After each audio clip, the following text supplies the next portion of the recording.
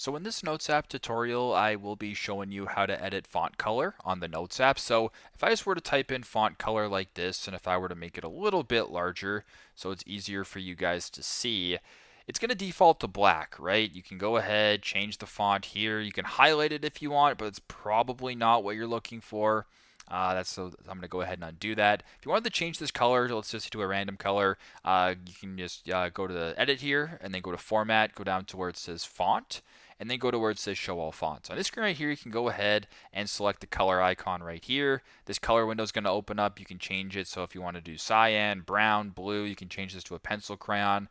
Like whatever the case may be, if you wanted your font to be green, it is now changed to the color green or whatever color you want to change it to. So that is how to edit the font color on the Notes app. Hope this video helps.